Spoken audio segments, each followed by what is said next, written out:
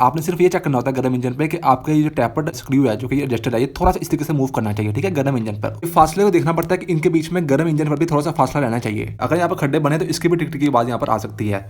अस्सलाम वालेकुम गाइस, मेरा नाम है तैयब अजीज़ और आप देख रहे हैं स्टडी ऑफ बाइक्स।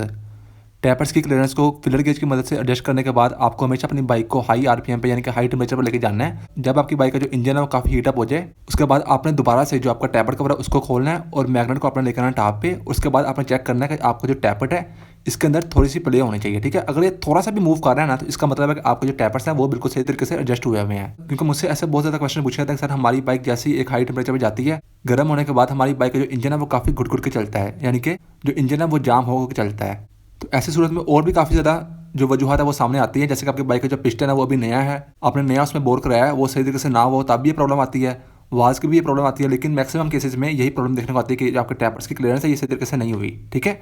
टैपर्स की जो सेटिंग होती है ये हमेशा ठंडे इंजन पर करनी चाहिए फिलर गेज की मदद से। यह करने के बाद एहतियातन तौर पर आपने चेक करना होता है अपनी बाइक को हाई टेम्परेचर पर ले जाकर, जब आपकी बाइक का जो इंजन है वो एक मैक्सिमम हीट पॉइंट पर पहुंच जाए उसके बाद आपने टैपर कवर को खोलना होता है, मैग्नेट को टॉप पर लाकर आपने दोबारा से चेक करना होता है फिलर गेज की मदद से नहीं, क्योंकि उसमें आप उतनी क्लियरेंस नहीं रहेगी। आपने सिर्फ ये चेक करना होता है गर्म इंजन पे कि आपका ये जो टैपर्ड स्क्रू है जो कि एडजस्टेड है ये थोड़ा सा इस तरीके से मूव करना चाहिए, ठीक है, गर्म इंजन पर, ऊपर वाला भी और नीचे वाला भी।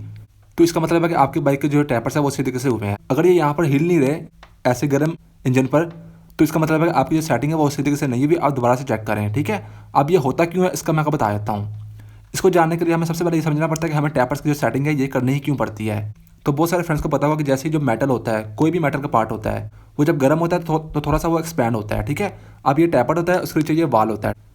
अब जैसे ही आपकी बाइक का जो इंजन होता है वो गर्म होना होता है तो आपका जो वाल है वो भी लोहे का होता है और जो आपके ये टैपर स्क्रू है ये भी लोहे का होता है, ठीक है। अब इनको यहाँ पर असूलन चूंकि गर्म हो गए तो इनका जो सर्फिस है जो कि इनका डिस्टेंस है वो कम हो जाता है। क्यों? क्योंकि जो टैपर होता है ये भी और जो वाल होता है ये दोनों एक्सपैंड हो जाते हैं, ठीक है। यहाँ से जो वाल है वो एक्सपैंड होता है, जैसे कि इनके दरमियान पहले इतना फासला था, ठीक है, इतना सा फासला था।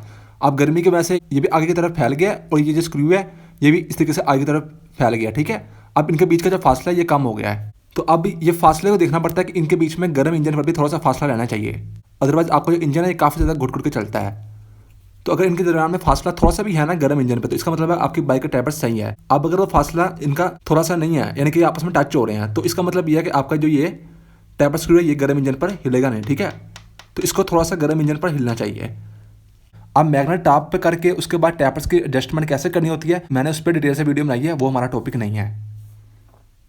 तो टैपर को लेकर एक ये क्वेश्चन था जो कि मैंने यहाँ पर क्लियर किया है और एक और क्वेश्चन मैं यहाँ पर क्लियर कर देता हूँ कि बहुत सारे लोग कहते हैं कि हमारी बाइक के जो टैपर्स है वो हमने सही तरीके से क्लियरेंस की उसकी एडजस्टमेंट की है, उसके बावजूद हमारी बाइक में से टिक टिक की आवाज़ आ रही है। तो वो टिक टिक की आवाज़ आपकी बाइक की जो केम होती है उसकी भी हो सकती है, इसके जो रोकर्स होते हैं उनकी भी हो सकती है, ठीक है, उन पर मैंने वीडियोज़ बनाई हुई हैं। लेकिन यहाँ पर एक आवाज़ इसकी ये भी होती है कि जो आपको टैपर होते हैं इनके एडजस्टर है इसके ऊपर खड्डे खड्डे से बन जाते हैं। मैं आपको दिखाता हूँ, जैसा कि मेरे पास एक एक्स्ट्रा पड़ा हुआ है तो इसके अगर आप यहाँ पर देखिए जिसकी ये सर्फिस है ना इसकी टैपर इस तरीके से लगा होता है, यहाँ पर अगर खड्डे खड्डे से बने हुए हैं तो आप इसको लाजमी चेंज करें, ठीक है। दूसरा क्वेश्चन ये हो गया, अगर यहाँ पर खड्डे बने तो इसकी भी टिक टिक की आवाज़ यहाँ पर आ सकती है। अब यहाँ पर हम एक और क्वेश्चन को देख लेते हैं। बहुत सारे लोग ये भी क्वेश्चन करते हैं जो कि बहुत ज़्यादा ज़रूरी है यहाँ पर कवर करना। वो क्वेश्चन ये होता है कि बहुत सारे लोग कहते हैं कि हमारी बाइक के जो टैपर्स है उनको हम जैसे होंडा सिटी 70 है उसकी जो फीलर गेज लगती है वो लगती है 0.10 mm की, उससे हमने सेटिंग की है अपनी बाइक की। हमने थोड़ा सा बाइक को लाया और आके हमने दोबारा चेक की है इसकी क्लियरेंस ठंडे इंजन पे ही, तो वो वहाँ पर डिस्टर्ब है, ठीक है, वो जैसे पहले थी वैसी है नहीं। यानी कि अगर हम इसको आम ज़बान में कहें कि हमारी जो टैपर की एडजस्टमेंट है वो बार बार आउट हो रही है, ठीक है। तो उसमें जो मसला आता है वो आता है आपके जो हेड के वाल होते हैं वो उसकी दोबारा से ग्राइंडिंग होने वाली होती है, तो ये आपके जो हेड के वाल्स हैं उनका ही मसला होता है। तो ये कुछ क्वेश्चन थे जो कि मैंने यहाँ पर क्लियर किए, कुछ प्रैक्टिकली मैंने आपको यहाँ पर नहीं बताया। टैपर्स कैसे एडजस्ट करने होते हैं इस पर मैंने डिटेल से वीडियो बनाई हुई है, तो मैं यहाँ पर टाइम वेस्ट नहीं करूँगा। तो बस यही थी आज की वीडियो। मेरा नाम है तैयब अजीज़। आई होप आपकी वीडियो अच्छी लगी होगी। थैंक्स एंड अल्लाह हाफिज़।